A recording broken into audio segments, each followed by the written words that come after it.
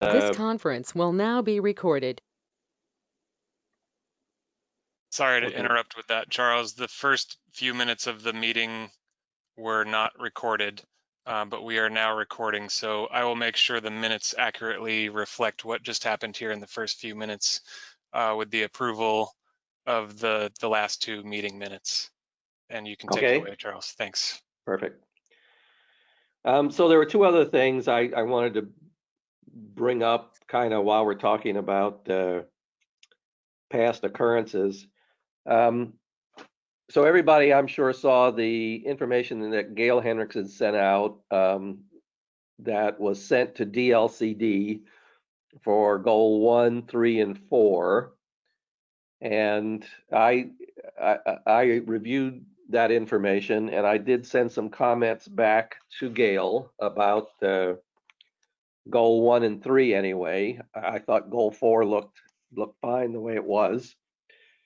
And I copied everybody on the committee, so I don't know if anybody else had any thoughts on what was sent to DLCD or on any of the comments made by the DLCD folks who did comment.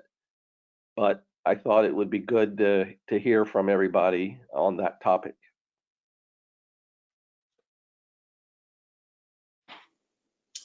Yeah, Linda? He doesn't have video. Well, I read them once over, and I did have some thoughts about them, but I really am not going to, I don't want to discuss it right yet. I'm going to kind of synthesize them and put them in writing. So I have thoughts, but I'm not really ready to pass them on yet. Okay. Anybody else?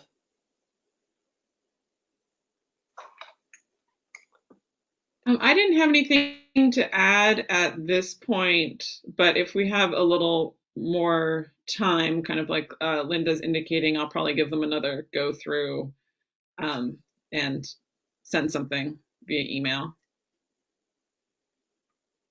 Okay, perfect. Yeah. And then the only Let me just add that my concerns were primarily about goal 1, you know, which is citizen involvement. So we'll see. Yeah, I agree with that.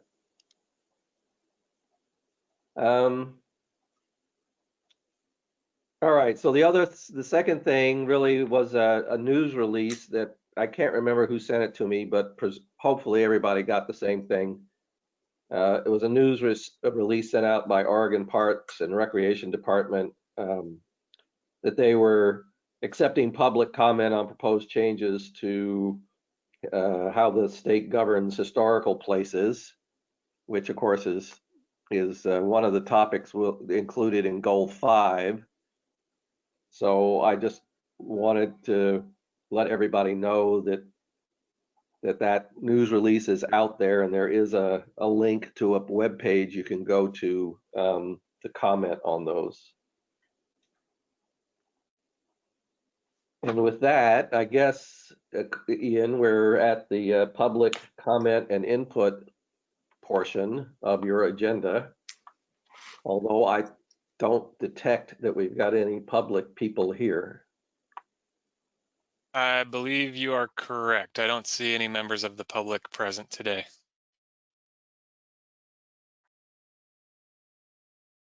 Okay. So then we're on to goal 5. And for goal 5 is, you know, a pretty broad goal. It includes an awful lot of what I would consider to be subtopics.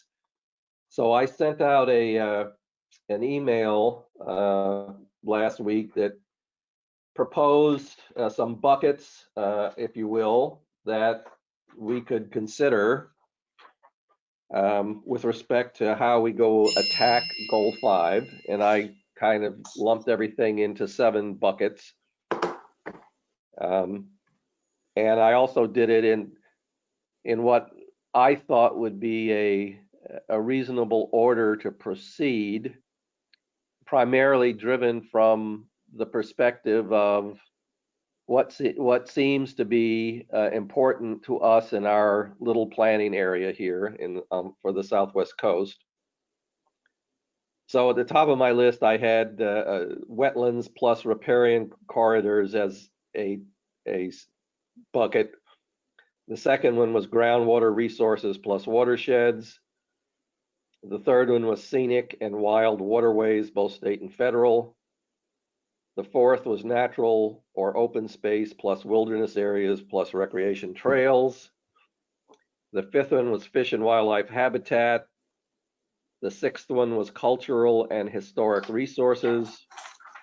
And then the last was energy sources plus mineral and aggregate resources. So I think in terms of how we attack Goal 5 and how we organize our recommendations with respect to Goal 5, it would be useful for all of us to agree on both the priority or sequence that we're going to use to attack these things and whether or not we bucket them according to my proposal.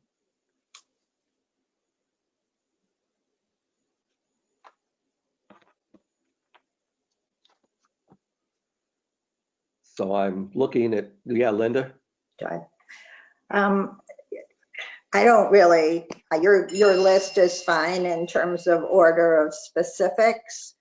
I do think and hope that we could spend some time talking about Goal 5 as a unified concept, because it is that. It's not only the sum of its parts. I mean, it's not just its parts, but it's a sum of its parts. One thing is it's clear that conservation and protection are the goal, not the exceptions. You know, it's again, we've got a goal of conservation and a balancing to deal with uses. Also, it seemed to me that the framework for each of these sections is pretty much the same. You create an inventory, you analyze for whether there are competing uses to conservation and protection, and then you develop a program to deal with allowing, limiting, or prohibiting those uses. So I would be interested in knowing how it's working in practice already from the county. And I'd be interested in kind of talking about the bigger framework before we start talking about the specifics of wetlands and things. And Charles, you just showed up on the screen. Yeah, it just took some fiddling, so.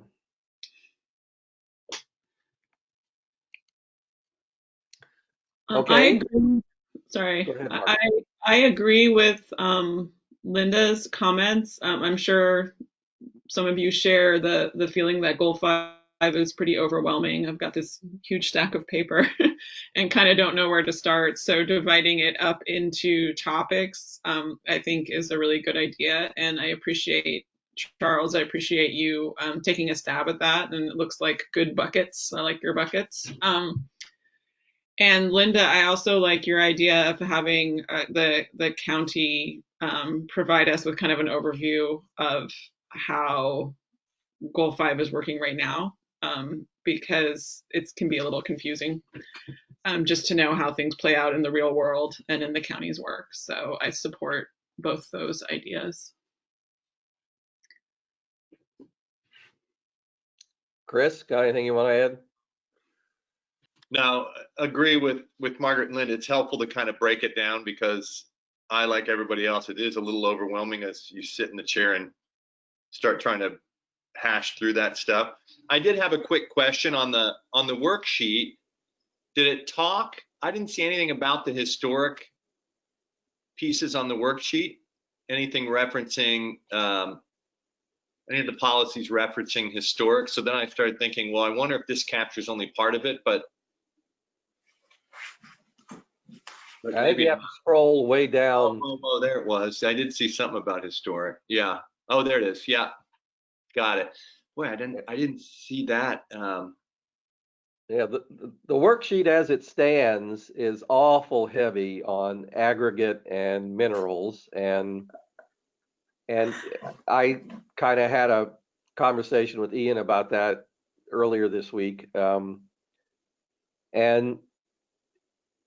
Ian pointed out that we're not bound to stick with what was done before for the worksheet, and in fact, he's included some blank areas in the worksheet in the blue color where we could come up with our own way to organize the goals and policies, and it'd be my recommendation that we do exactly that. We blaze new ground and come up with our own organizational approach for how we attack all these various categories or buckets, and break it down to goals and policies for each bucket, because clearly there's any number of ways you could slice and dice this stuff to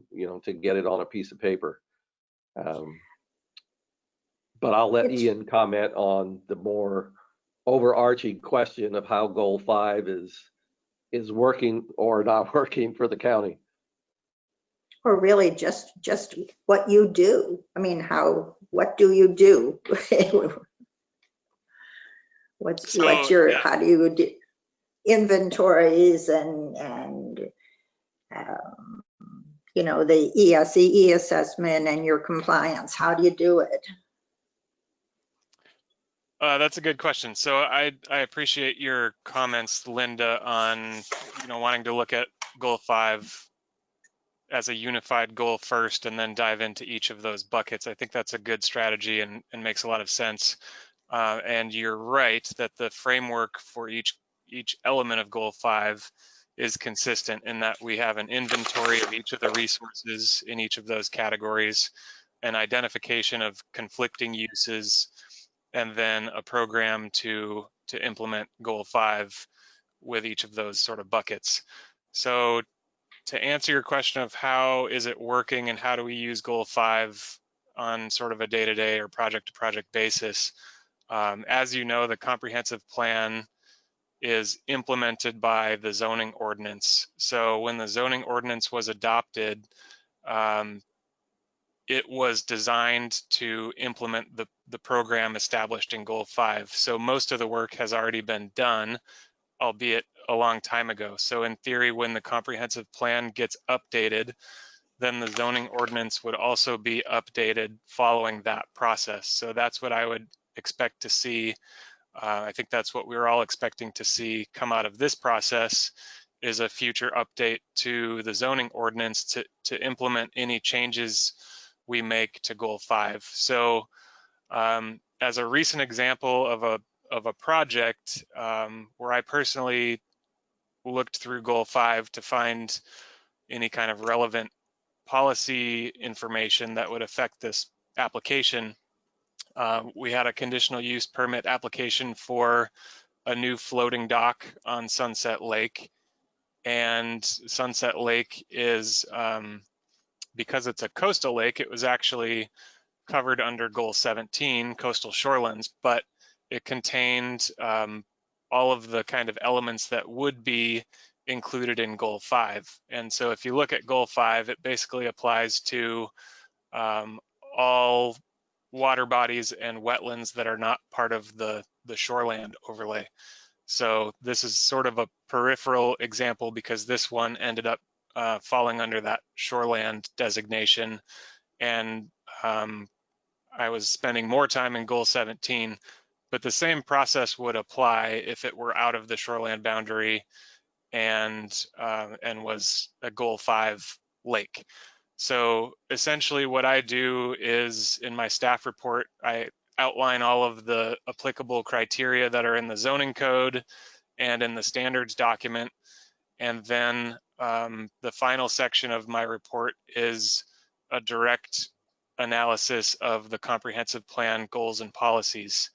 And most of the findings in that section of my report are something along the lines of, you know, these policies that are set forth in goal 5 are implemented by these other criteria that have already been addressed in previous sections of the report.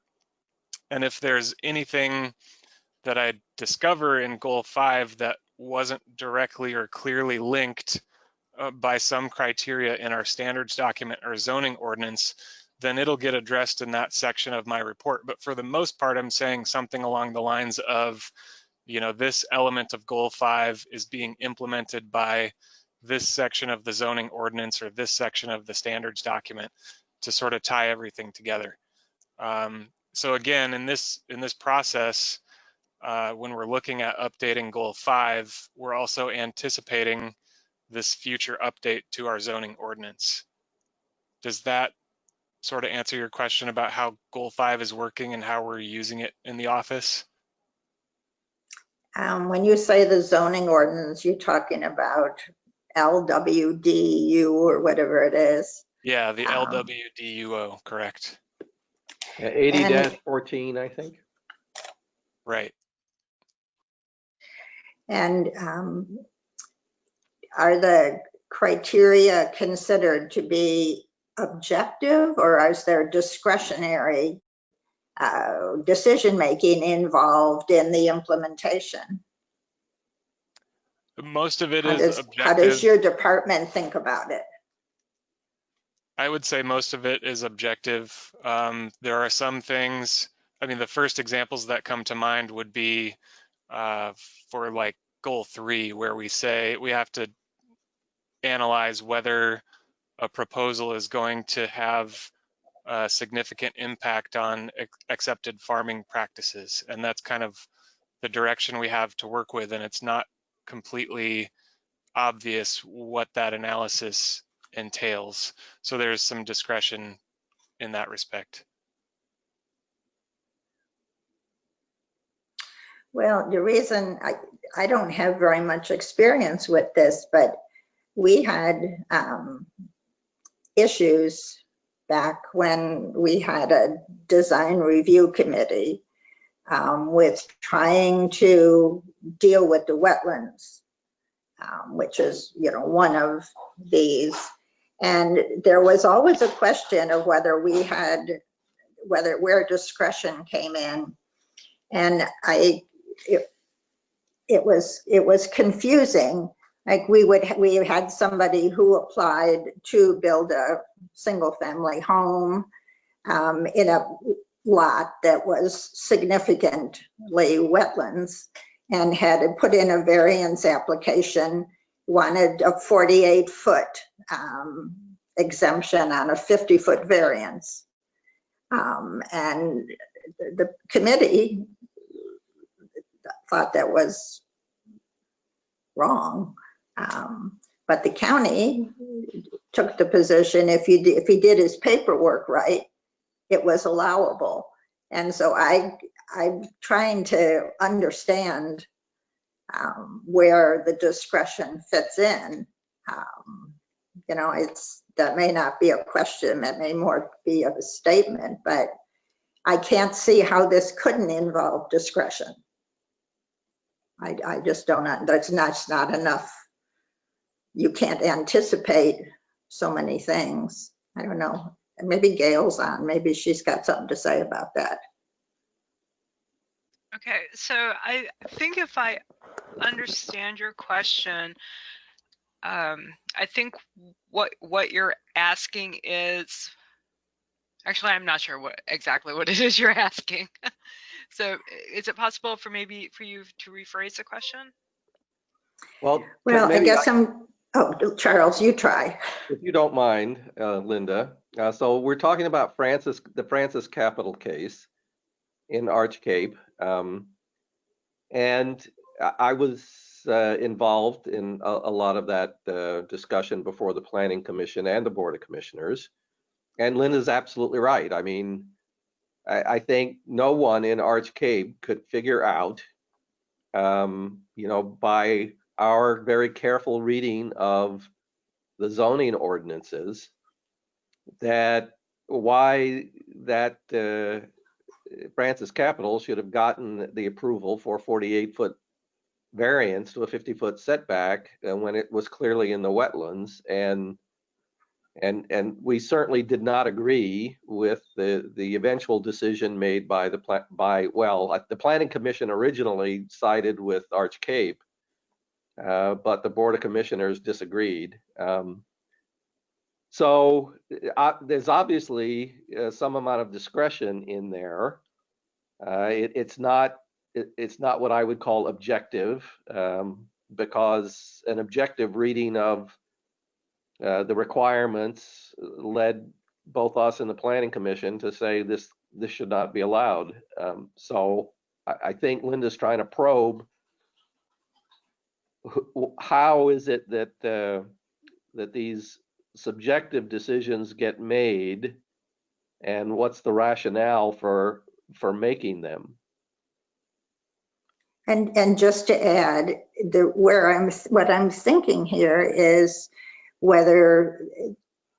how you classify the decision then, because I guess if there's discretion involved, if I'm understanding correctly, then there is more notice and hearing allowed. Becomes a type 2 or something then. So that's sort of what I'm trying to understand. Okay, so first of all, I'm not familiar with the case that you're referencing, so I can't speak to the particulars, and I don't know anything about it, so I can't address specifically what happened in that particular instance. In general, when you look at land use planning laws, there's a process that's built in, the variance process, to provide relief from the regulations. Otherwise, if you had no way to provide relief to property owners and simply said either you meet our rules or you cannot develop your property, regardless of the situation, then that person could potentially, sue your local government for takings of property. The variance process does have very specific criteria you have to meet. I will say that those criteria can be interpreted in a wide variety of manners. So, for example, one of the criteria is, and the main criteria is, what is the unique hardship for your property or your building that necessitates a waiver from the rules?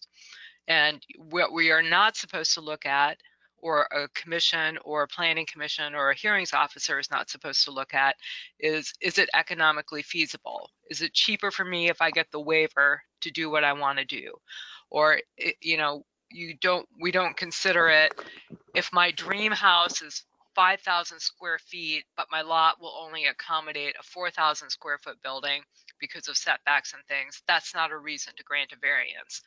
A reason to grant a variance, for example, is if the front yard setback requirement, say, is 20 feet, but to meet that requirement, there's a ravine at the back of your property. And so by pushing the house back 20 feet to meet the setback, it means you can only build a 15-foot wide house.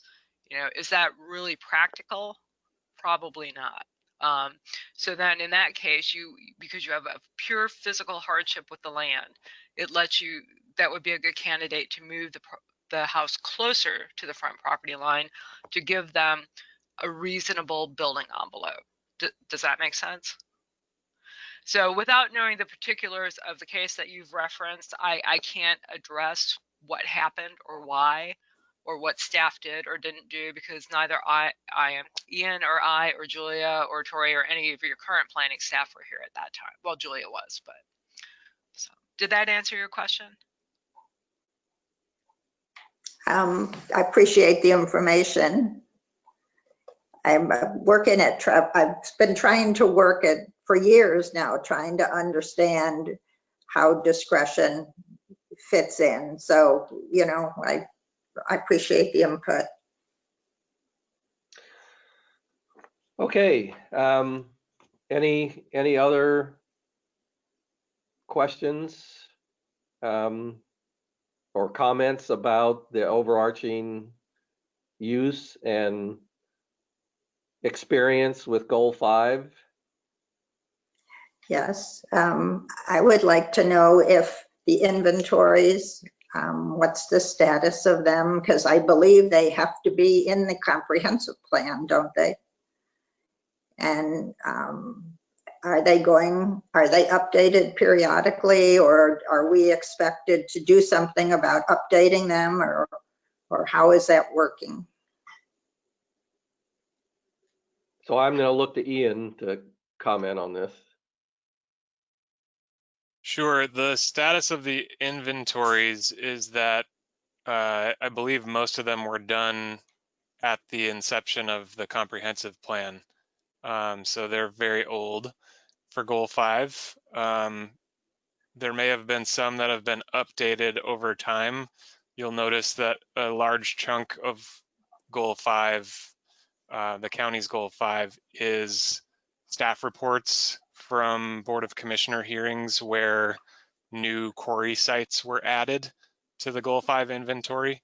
So it looks like the past practice has been to adopt the inventories as part of the comprehensive plan itself.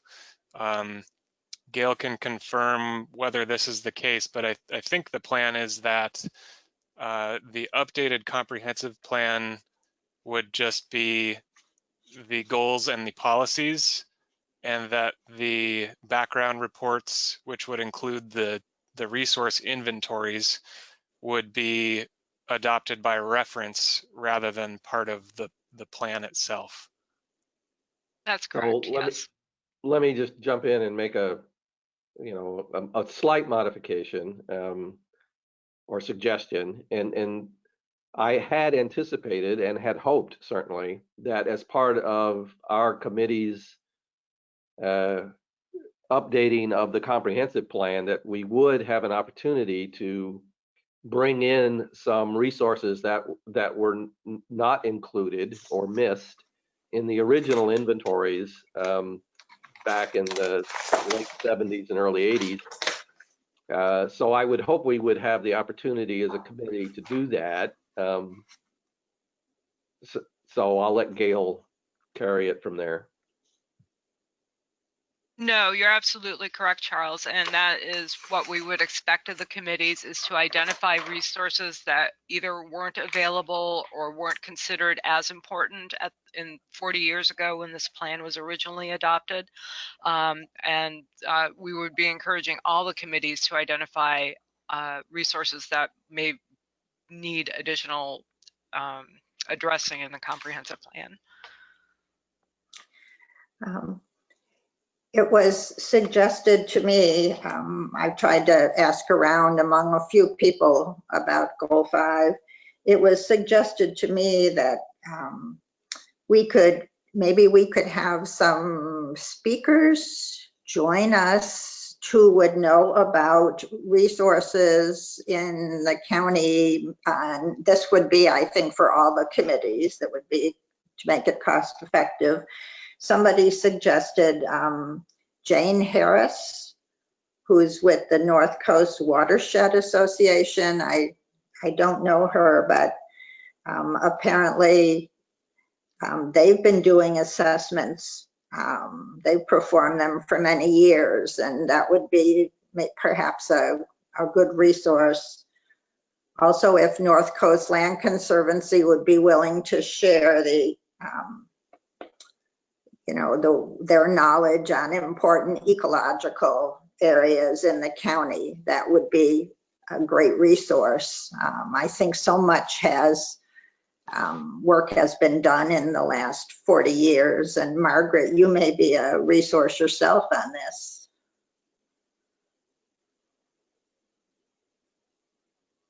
I think there are definitely people who know a lot more about it than me. And you have mentioned a couple of organizations, Linda, that we should definitely reach out to if we want to have those kinds of expert speakers provide us with that information. I would also add the Nicanicum Watershed Council, which is in Seaside. And I think that's it, but there might be another watershed council further inland. I'm just not sure, based on the county lines, if the upper Nehalem Watershed Council is also in Clatsop County. I'd have to look at the map, but anyway, that's another possibility. And the Ecola Creek Watershed Council, they could share. Oh, I knew I was forgetting something. Thank you, Charles. So I mean, I certainly want to get on that wagon that Linda's proposing, because I think we all benefited from and really appreciated a lot of the speakers that the county organized for the preceding goals. You know, certainly there were some really instructive presentations on Goal 4 by forestry people. So I think, given how broad Goal 5 is, it would be a great idea if the planning department could propose some you know, content experts. Yeah, thank you. We've been working with the state Department of Land Conservation and Development. They are obviously still not allowed to do their in-person travel. We've been working with them about setting up some sort of webinar or even a pre-recorded video that at least we could put out there. So things have been moving very slowly on that side of it, and I do appreciate getting some of the local contact suggestions that you've just mentioned. So I'll be reaching out to those groups as well.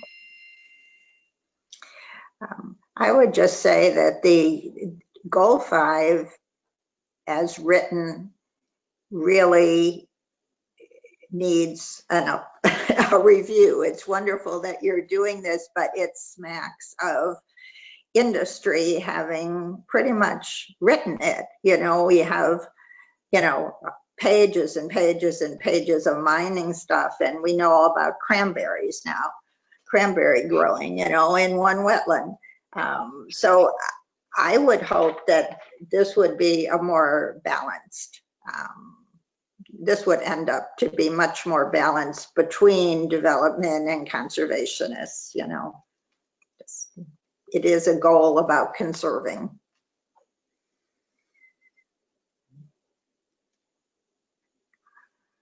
Yeah, I agree. It does need to be balanced, and as you point out, Linda, there are, you know, probably at least 2/3 of the 634-page Goal 5 report is aggregates and minerals, and lots to do with quarries, and a fair number of pages on cranberry bogs. So yeah, I would certainly agree with that. I assume Ian is open to that as well. Well, again, the process is driven by the advisory committees and public input. So if that's the way you'd like to steer things, that is up to you, and you are driving the process. So no, I agree. There's a ton of content in Goal 5 related to mineral and aggregate resources, and I don't know if that is just because the past practice has been to adopt all the staff reports, so it just looks like there's more attention given to that topic, or if there really is, you know, some kind of preferential treatment to that industry. But I think definitely the future Goal 5 can be trimmed down and streamlined quite a bit, and I'm looking forward to your suggestions for what you'd like to see. Could I ask, since the inventories clearly need to be updated, and we've been invited to identify resources to add, would it be possible to send us a packet that are the Goal 5 inventories, so that we know what we're what we're starting with and what's current, so that if we're out talking to people, we have something to work from. I think we could probably put something together. So just so I'm sure I know what you're asking for, would that be basically pulling out the relevant information from the existing plan and kind of making a consolidated list for each of the buckets we've discussed so that you can see it kind of at a glance what the inventories currently include, and then you can decide what should be added or removed or changed or something along those lines? That's what I was thinking. If the ones in the current plan are the ones that are most current that you're using, then yeah, you just said it. Yeah, I think we can do that. All right, well, we only have 15 minutes left. So if everybody's okay with the 7 buckets, what I'd propose, I suppose, is that we tackle the first one, or at least start the process in the next 15 minutes of talking about wetlands and riparian corridors under the Goal 5 objective. And with respect, and one of the reasons I put this at the top of the list was for our particular planning area, the coastal area. The wetlands is a really big resource that we have here. We don't have too many quarries here, but we do have a fair number of wetlands.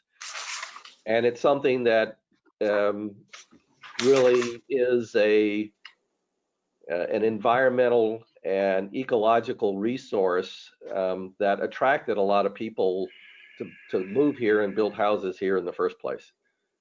So I think it's a very valuable resource and one we want to preserve, and maybe have something a little bit more stringent, if that's possible, than this at the state level.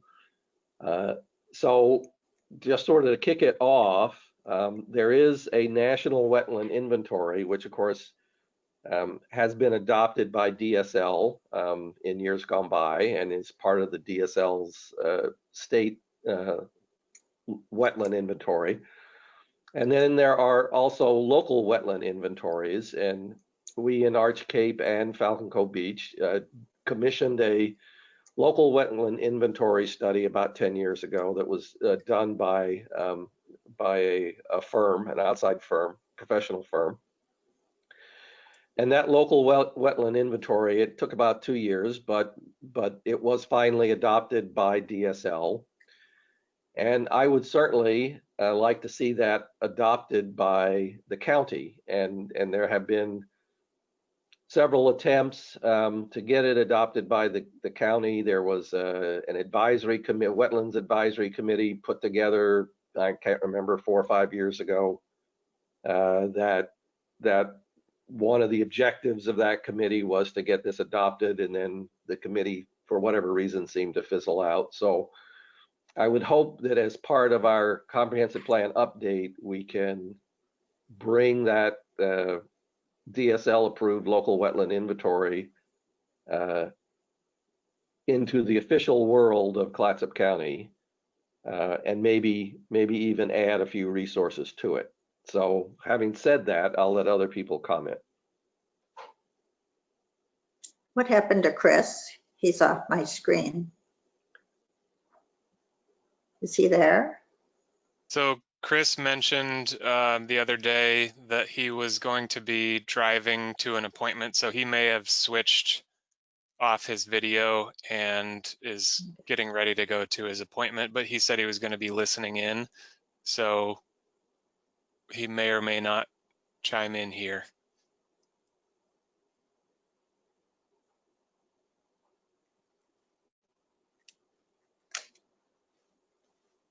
So Margaret or Linda, you got anything to say about the local wetland inventory inclusion?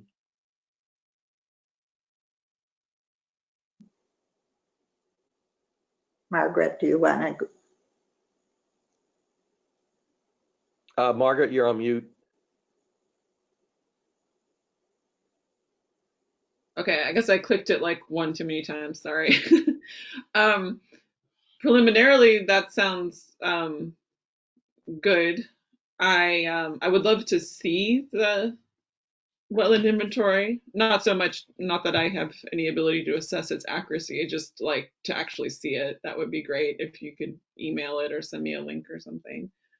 Or maybe I can just find it online. But in general, I would think that more local wetland inventory would be valuable to have included as part of the inventory for the county comprehensive plan for Goal 5. So. Charles, is it okay with you if I just give a quick staff perspective on how we currently handle development proposals in areas that are in or adjacent to wetlands?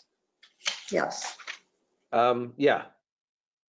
So as Charles mentioned, wetlands are generally regulated by the Department of State Lands, and our department is required by statute to notify the Department of State Lands when a development proposal will or may impact a mapped wetland. And so the tool we have to use used to be the National Wetlands Inventory and the local wetland inventories.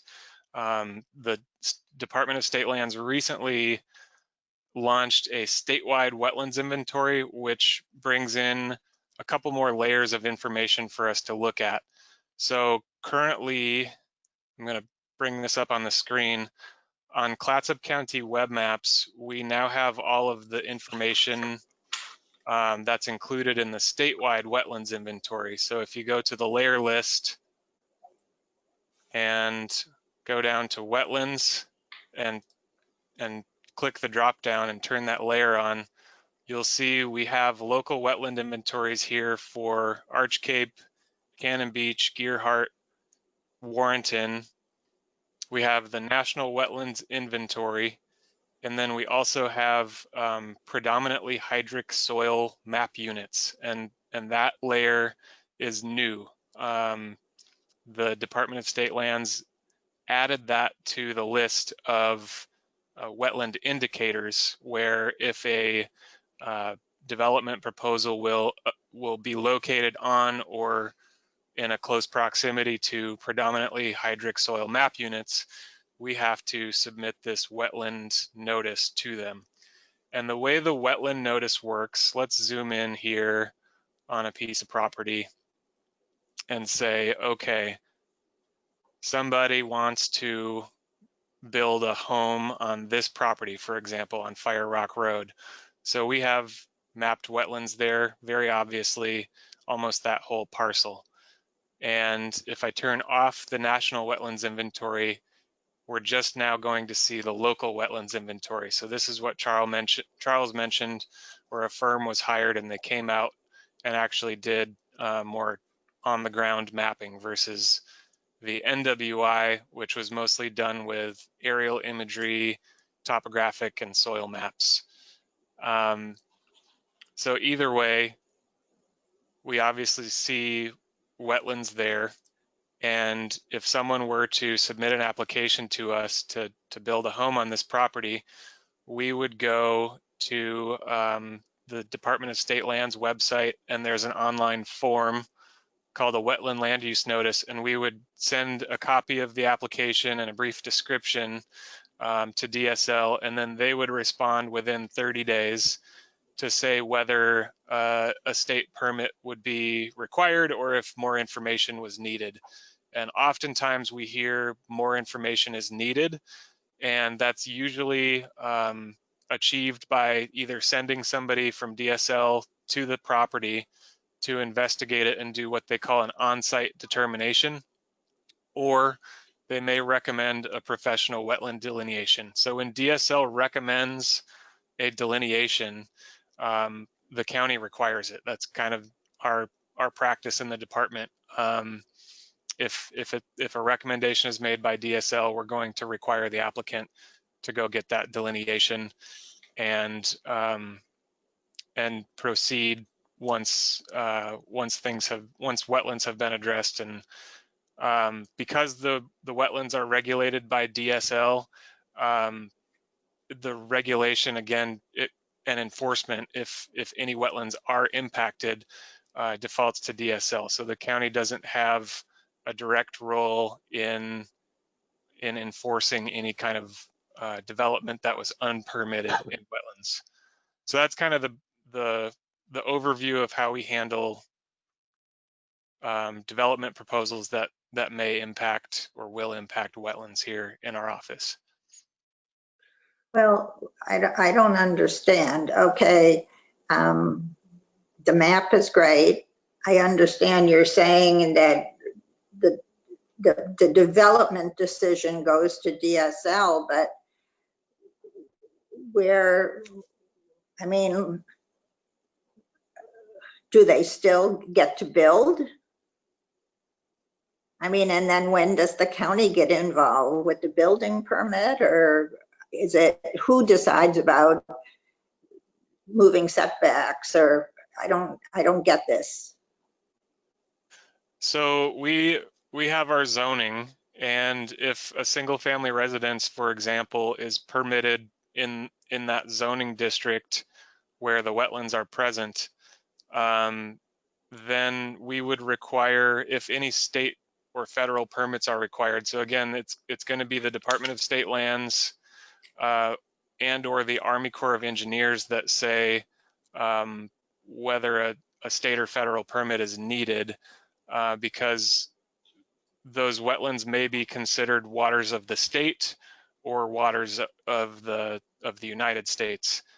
And so the state has removal fill law, which requires state permits for any fill that adds up to 50 or more cubic yards of material over time.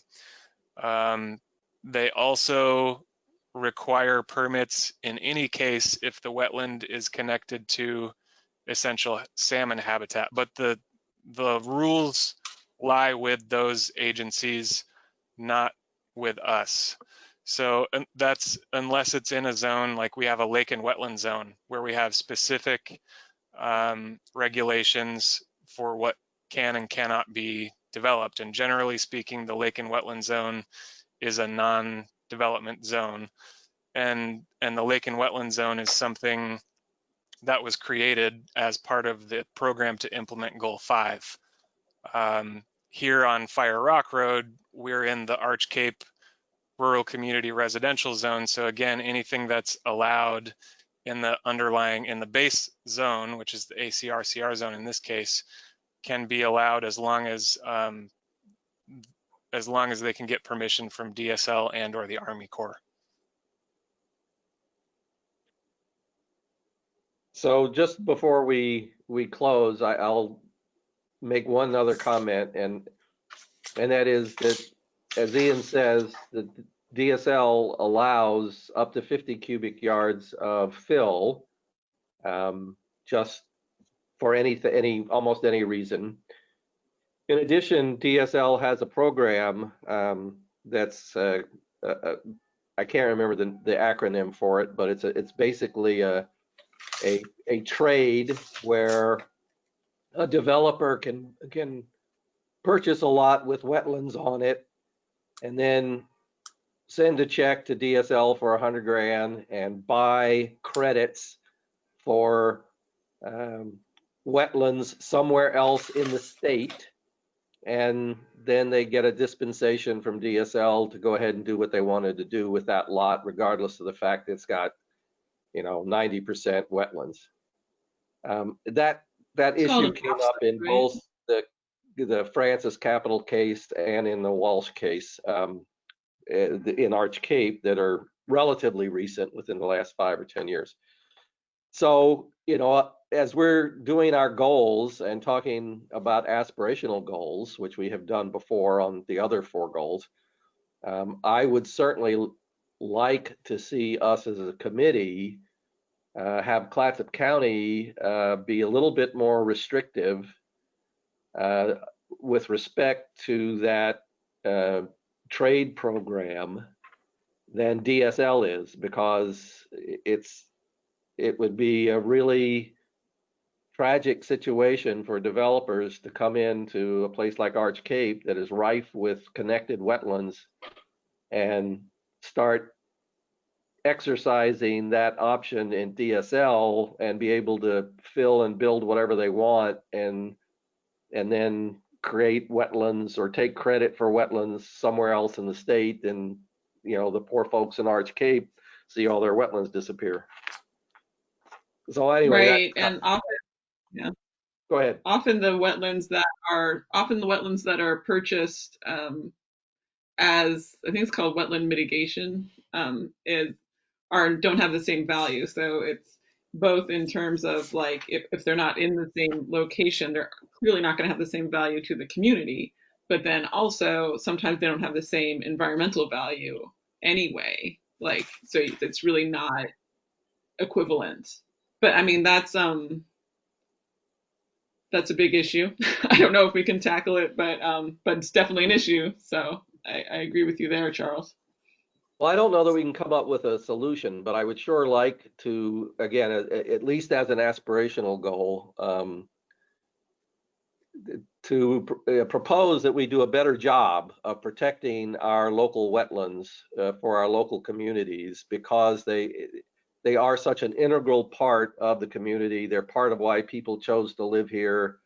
Everybody else that lived here abided by the rules at the time they purchased their property. If their property had wetlands on it, they knew it had wetlands on it. And hang on a minute, I gotta get rid of that. And to come back and have some out-of-state developer purchase a property and say, well, hey, I'm going to buy this and I'm never going to live there. I'm just going to, build a mansion on it and flip it and make a whole bunch of money. And I'll spend whatever it takes to get credit so I can do what nobody else was able to do. That's not fair. And I would like us to at least propose that we solve that problem, or we identify the problem and try to find a way to mitigate it as part of our comprehensive plan update. So I think we're out of time. I assume we can just carry on at our next meeting in August. Yeah, one question I had is just kind of generally what our homework is for the next meeting, what we should prepare. I suppose, for starters, obviously, read the background on the wetlands and riparian areas, but if there's anything else that anyone on the committee or Ian or Gail recommend specifically for tackling that subject, I would love to know what to focus on, because there's a lot here. I would like to, this is an answer and also a suggestion, is I think we should study our own Southwest Coastal Community Plan. Even though we're working on the county's comprehensive plan now, we're eventually going to work on our plan, our own community plan. And it is right now really good on Goal 5, or the equivalent of Goal 5, open spaces, much better than what's currently in the comprehensive plan. So I think it's worth reviewing that so that we can take some suggestions from what has already been done here.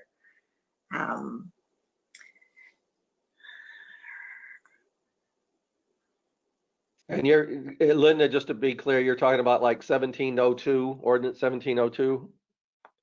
I'm talking about our community plan, the Southwest Coastal Community Plan. It's part of the comprehensive plan. It's been, it's, how do they find it? I think it's on the website, the county's website, isn't it, Ian? If you'd like. I was trying to get Ian to chime in on what how to find it on the. Can everyone see this? I should be sharing my screen right now, and the land use planning homepage should be visible. So if you click here on comprehensive plan update on the right-hand side, the community plans are listed here. and you can go to Southwest Coastal is the second one down and download the PDF there. You should also have hard copies of this in your original binders. I believe they were provided to you up front at the very beginning of this process. So you should have this in your binders as well. And then as far as homework, how you want to tackle this is really up to you, but we have provided some worksheets. And one thing that we would say would really help to streamline the update process is to not just identify an issue that needs to be addressed, but to come up with a corresponding solution to address that issue. So if you find something that you feel should be changed, it would be really helpful if you could make a suggestion for what the change should be, how to fix that issue. So this worksheet will be a good place to do that. And then the background materials that I sent out previously for wetlands contain a lot of good information on what the state regulations are. So I would encourage you to go back over that or to read it if you haven't yet, so that you're up to speed on what the state regulations are. And then that way, if you think we need to be doing something on top of what's required by the state, then we can all be on the same page as far as what we're currently working with. And so the background materials really have a lot of good information in there, and I don't want to overwhelm you too much, but I would also point out the Oregon Department of State Lands has a nice website with a ton of information. They have frequently asked questions, they have forms and brochures, and information about the mitigation program, information about removal fill law, and all kinds of good stuff like that. So if you're wanting to dig into it further than what's in the background materials, I think the Oregon Department of State Lands website is a good place to start.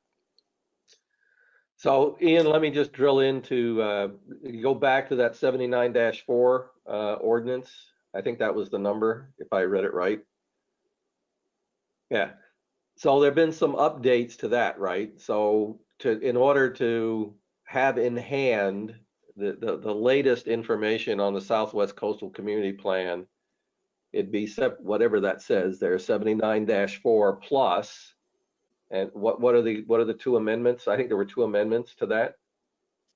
So just below 79-4, it says amended by ordinances 0308, 0309, 0310, and 0311, May 2004. So all that, all those updates should be incorporated into that document that you're able to download.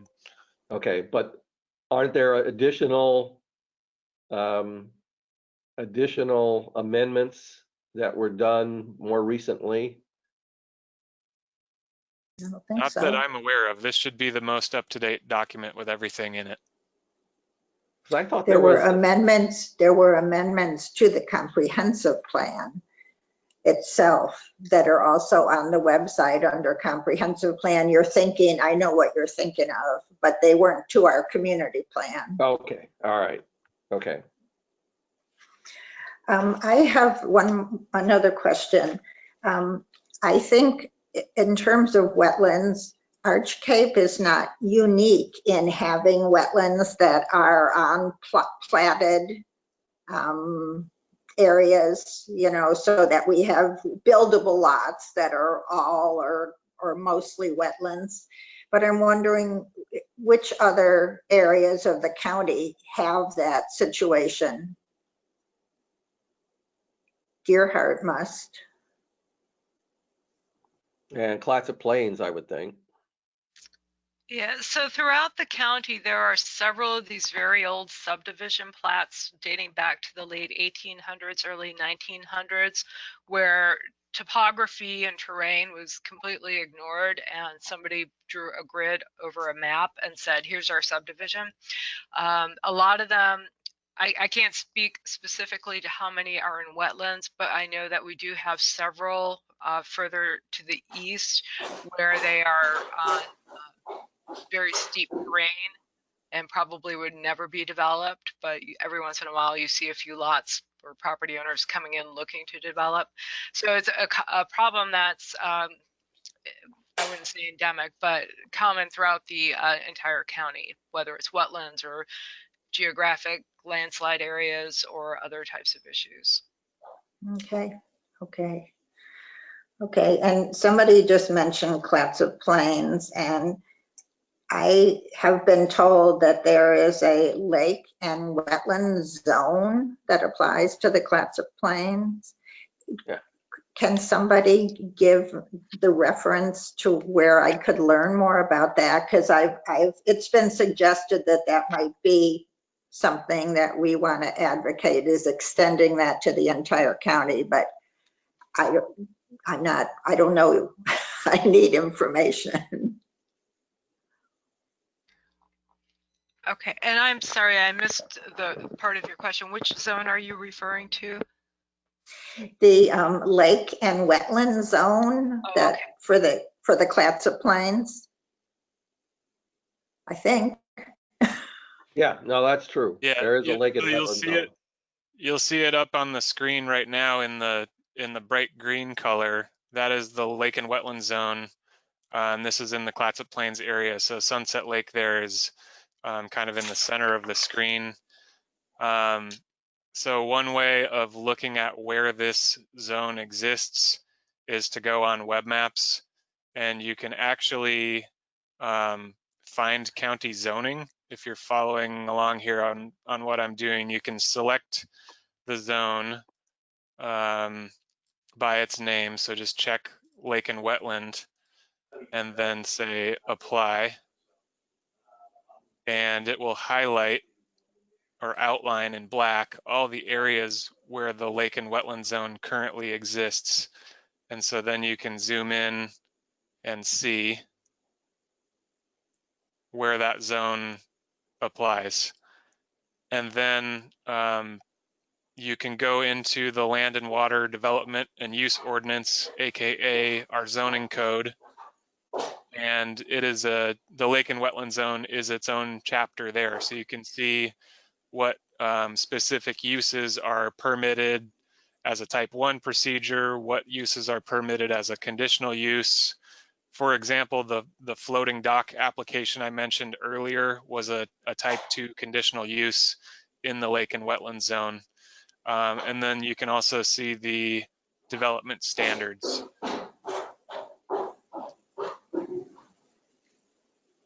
Great. Okay. Well, there's some homework. Thank you.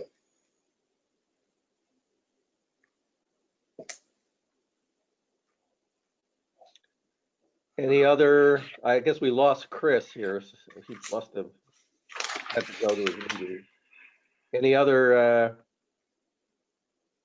comments so far on wetlands or riparian zones? No, but I hope we're not done with that subject. No, I think we've just taken the first initial stab. As I said, it's something that's kind of near and dear to my heart, and I've been connected with several cases in Arch Cape where we've done battle with developers who've come in, and as I said, one of the things I'd really like to address as part of our recommendations is some kind of limits on this ability to do these, trades for money and get relief just by paying $100,000 to DSL. And the other one is this issue of, of people coming in and knowingly purchasing a lot that has wetlands on it and has all these restrictions on it, and then they claim, oh well, I can't develop my house because this property has wetlands on it. Well, they knew that when they bought it, and that was a central issue in the Francis Capital case, and I don't quite fully understand, why the county ignores the fact that developers are doing exactly that. They're purchasing lots that are essentially undevelopable and then claiming they can't develop them because of the restrictions, and then they get a variance and then they get to build. That doesn't seem quite fair to me.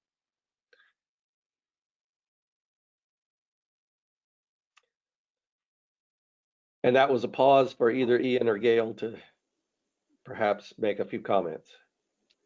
Sorry, I didn't realize there was a question there. I had taken it as a statement. I can tell you that in the 2.5 years I've been here, I can't speak to what happened before I came here, that we have processed maybe 4 variance requests, none of which were related to anything to do with wetlands or anything in either Arch Cape or Falcon Cove Beach area, and definitely nothing to do with wetlands. Right now, the laws as they're written allow developers to do just exactly what you've explained, Charles, and until those laws are changed, then we don't enforce something that's not on the books. So here's our chance to hopefully have a little more balance in our new laws.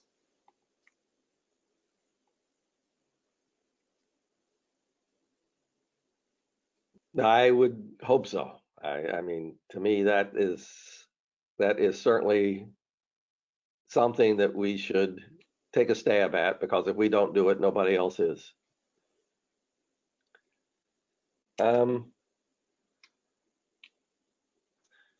So I'm trying to think of where else we can go with the wetland. I mean, I think we've identified, some good maps that the committee ought to go look at, that Ian's pointed out, that are readily available there on the website. It sounds to me like, if I'm understanding it correctly, that this issue of having the county adopt the local wetland inventory for Arch Cape and Fountain Cove Beach is no longer an issue, or is it? Go ahead, Gail. Sorry, I just wanted to ask Charles, when you say issue, could you clarify what you mean? Is it a concern that staff has held up the process, or that there wasn't public support or board support? Could you clarify, please?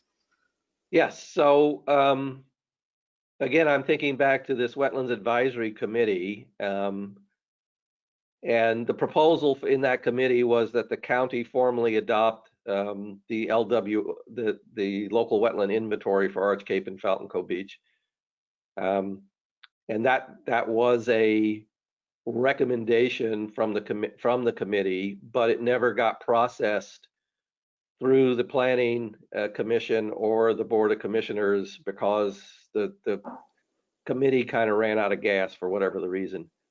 So my question is, does that need to be done, or has, in the intervening 2 or 3 years, has it been superseded by some action that DSL has taken to make them part of the official statewide wetland inventory?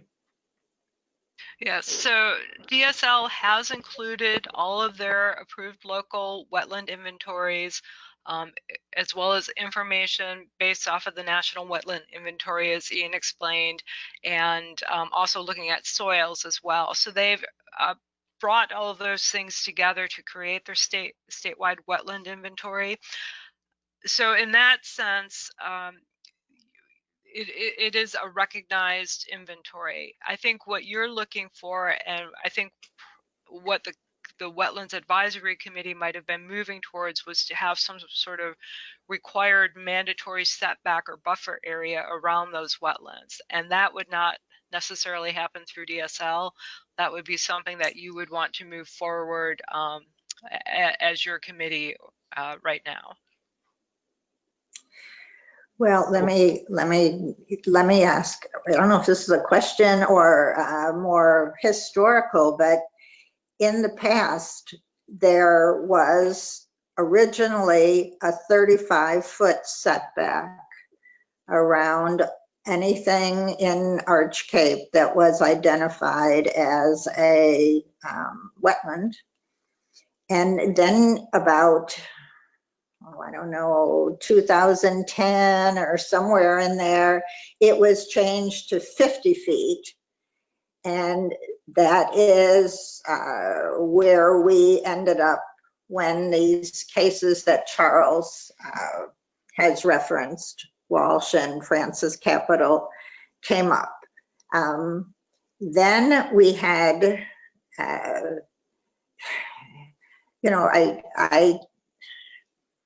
this was a different planning department then, different people. So no negatives toward you folks at all. It was very political. It was very political how this was handled, but the county council then wrote some opinion letter, Chris Crean, saying that the setback didn't apply to any of the wetlands in Arch Cape except the shoreland wetlands. That was an interpretation. And so I honestly don't know at this point whether we have a buffer or a setback around the wetlands that DSL has identified or that the local inventory identifies. I don't know the answer to that. Do you? So the code still has a 35-foot setback from the line of non-riparian vegetation. And in fact, I have an email that I've been working on responding to Mr. Dice, who just emailed me about this morning.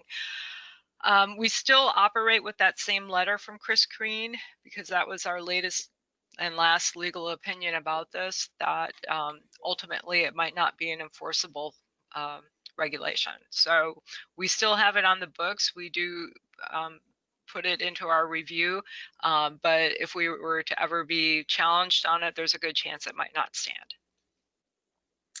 Okay, and we could, through this process, make recommendations that would supersede Chris Crean's opinion. I would have to reread his opinion again, just to understand fully what his concerns were and what you might propose that would supersede that and be legally enforceable. Yeah, I think it would be. I think he was interpreting in particular language, so we'd have to kind of be careful of how we said something, I guess. Okay, well, that's helpful. Thank you.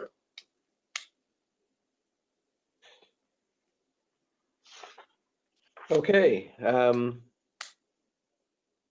Any other things that we need to, so maybe it would be useful to send out the last minutes of that Wetlands Advisory Committee, because there was a fair amount of work that the committee put into this topic of wetlands in Clatsop County. And I know there were 4 or 5 things that the committee did recommend. So I guess I'm asking this to Gail and Ian if So Charles, can you see what I'm sharing on my screen right now? Oh, I can, yes. And the highlighted section there. So this is the background report that I sent out in April for Goal 5. Right. On wetlands. And so on the second page of my memo, there is a list of the materials that are attached. And what I've highlighted there since it came up a few minutes ago is that I included the agenda and minutes of that work session, which has the Wetlands Advisory Committee's recommendations. So I believe that is what you're asking for. Is that right? Yeah, I'm flipping through here to see. Yeah, there it is at the back of the packet. Yeah, that's what I was asking for. So okay, back great. to your question there, Margaret. I think, digging through this looks like maybe a 50-page packet that Ian sent out. That would be good homework, because I think that covers an awful lot of the topics that we've talked about today, as well as the work that's already been done by various organizations over the last 5 or 10 years. Okay, great. Thank you. They also say that actually the task force didn't end in any real with a bang. It just that there were so many staff changes in the county that the issue just never really got put back on the agenda. So I think it's all still, out there for further action if anyone wants to advocate for it. Yeah, and as I said, I was on that committee, and I think carrying that forward into our update would be a really useful thing, because there were some good recommendations that came out of that advisory committee, I believe. Yeah. Okay, great. Thank you.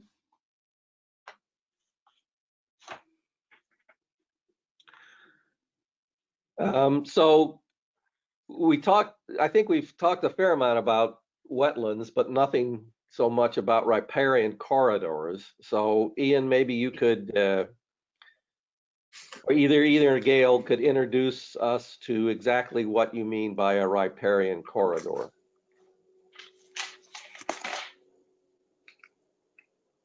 So I don't have anything prepared on that topic, but Riparian Corridor is generally a 50-foot strip of land on the edge of a water body. So that would include emergent wetlands and riparian vegetation.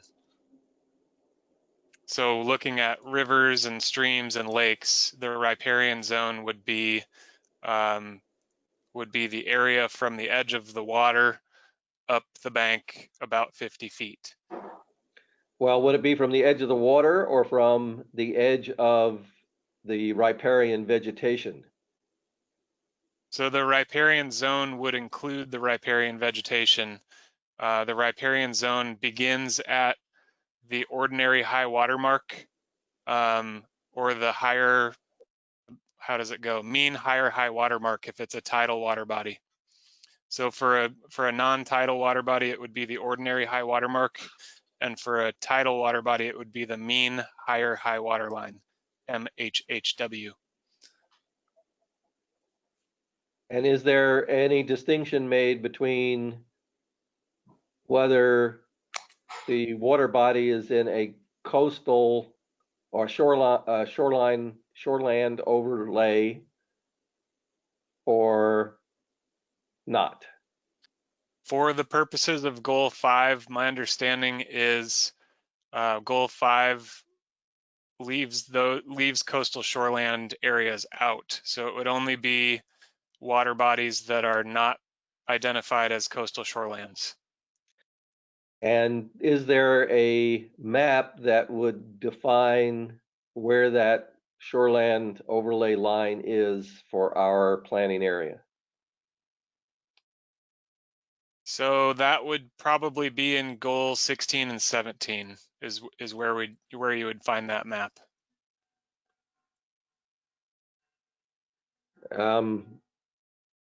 So could you give us a link if there is? I mean, again, kind of thinking ahead, if we're going to want to make sure we identify all of the resources associated with both wetlands and riparian corridors, and in our planning area at least, and if part of that's going to be excluded because it belongs in a different goal, we need to understand what things are excluded that we don't have to worry about in Goal 5. Sure. So I would point you back to the comprehensive plan update webpage on our site. And I think Linda's suggestion to look at the community plan was a good one, because that's a pretty comprehensive and relatively recent look at the comprehensive plan goals and how they apply to your planning area. And then we've also got linked here goals 16 and 17, which are actually combined in the Clatsop County Comprehensive Plan. So one other way of looking at it is, let me get this pulled up here. In our zoning ordinance, we have a definition for coastal shorelands. Let me see. Here we go. So this defines what is considered a coastal shoreland. And so you can see areas subject to ocean flooding and lands within 100 feet of the ocean shore. So you can go ahead and assume that that won't be part of goal 5. That'll be part of probably goal 19 or goal 16 and 17. And then any other areas on this list would be part of coastal shorelands, which again would be addressed by goal 16 and 17 rather than goal 5. So this definition is in the Land and Water Development and Use Ordinance, aka the zoning ordinance. But do you have that delineated on your interactive map? That's kind of what I was asking. Unfortunately, we don't have GIS information for coastal shorelands outside of the Miles Crossing Jeffers Gardens area. That's the only place we have it mapped in our GIS layers. But there is a shoreland overlay in our area, our planning area. I mean, I have seen it in times gone by on maps up at the counter in 800 Exchange. Right, so those maps would be in goals 16 and 17, which you can download from that comprehensive plan update webpage. And I don't know exactly where they are located in that goal, but probably toward the end.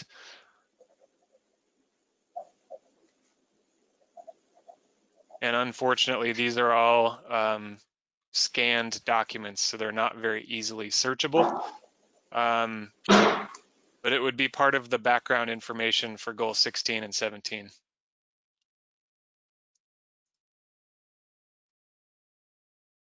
All right, I'll go take a look at that and see if I can find any of these maps. But again, with respect to our goal 5 activity, as an example, there's a lake here in Cove Beach called Cove Beach Lake that for various and sundry historical reasons didn't make it into the 1979 inventory of natural resources that I would certainly like to see us include in our current inventory list, but I don't know if it is within that shoreland overlay area and therefore would be more a topic for 17 or 18, or is it in our consideration for goal 5? So that's kind of why I'm asking the question. Okay, I don't know the answer to that one off the top of my head, but I can look into that and get back to you. Okay. And Charles, I have one last question. Can you, can we be clear on how far into your bucket we're going to reach on the next meeting so we know what we have to prepare for? Well, just from I'd like to be able to knock off both bucket 1 and bucket 2 because they're in my eyes they're very closely related. So bucket 1 is wetlands plus riparian corridors, and I think we've made a decent dent in identifying the topic anyway today. And then the second bucket is groundwater resources plus watersheds. So again, in my eyes, they're somewhat related. I mean, they all involve water one way or another. And And I think both of them are pretty meaty topics. So if we could get finished with the Wetlands and Riparian Corridors at the next meeting and at least start on groundwater resources and watersheds, that would be great. But I know, again, as someone who, you know, is on the board for a water district here, I have a whole lot of thoughts about watersheds in general and about watersheds here in our planning area specifically. And I think we can do a whole lot better job of protecting those watersheds than we have done. And I'd like to see our group propose some goals that do a better job of protecting those watersheds. So I think in terms of looking ahead, those are the kind of the 4 areas that would be great if everybody could look ahead to. And the watersheds, I think a lot of the or maybe a part of the conversation about watersheds is going to revolve around many of the things we talked about in Goal 4. Because a lot of, I'm getting somebody playing a guitar. Music. I can't hear. I don't know where that's coming from. So a lot of the things we talked about in watersheds are going to also be a spillover from Goal 4 because a lot of our watershed area is in the hands of timber companies. So maybe, maybe kind of going back and figuring out whether or not we need to repeat things that were said in Goal 4 about watersheds and aerial spraying in Goal 5, or whether it's completely separate. I don't know. Well, I have Okay. a question. How many months do we have for Goal 5? Like, what kind of pace should we be trying to achieve here? And I know, Ian, that you went over this, and I'm sorry for asking again. So in our revised timeline, we have 3 months outlined for Goal 5, which would be including this month's meeting, your August meeting, and your September meeting. So that's what we've got in the revised timeline, but again, that timeline is not set in stone. Okay. Okay, and I'd just like to put a pitch in again, if it's possible, to get a little background education from someone through a webinar. That would be so much appreciated. Duly noted, and we'll work on that. Thank you. You're welcome.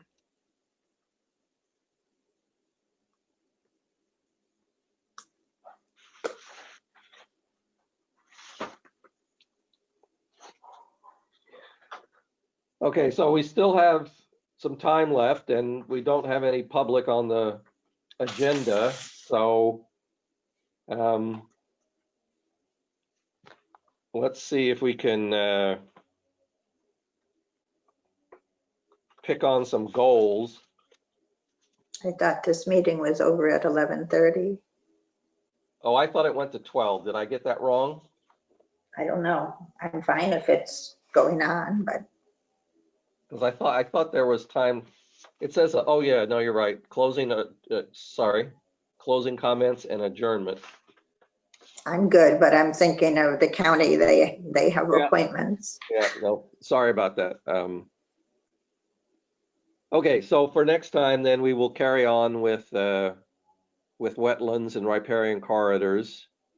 I mean, if we can review the existing goals, which there are some that in the comprehensive, or at least both the community area plan and in the county's comprehensive plan, there are some specific goals that address wetlands and riparian corridors. So if we can come up with some either ratifications of the existing goals or proposals for modifications or new goals for next time's meeting, I think that would be a great place to start. I know I will make a stab at that myself.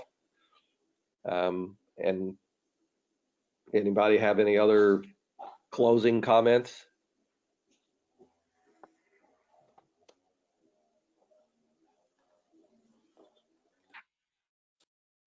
I don't hear anybody. So if somebody wants to move that we adjourn, So moved. so Linda moves, I'll second. Margaret seconds. All in favor? Aye. So that's 3 ayes. We're missing Chris. So I think we're adjourned until next time. Okay, great. Thanks, Thank everyone. you, Does anybody everyone. want to know what happened to Todd, or I'll call him if nobody knows. I didn't get anything from Todd before or during the meeting, so I'm not sure, Charles. All right, I'll give him a call. Bye, everybody. Thanks. Bye. Bye, everyone. Thank you. Thank Bye. you. Thank you.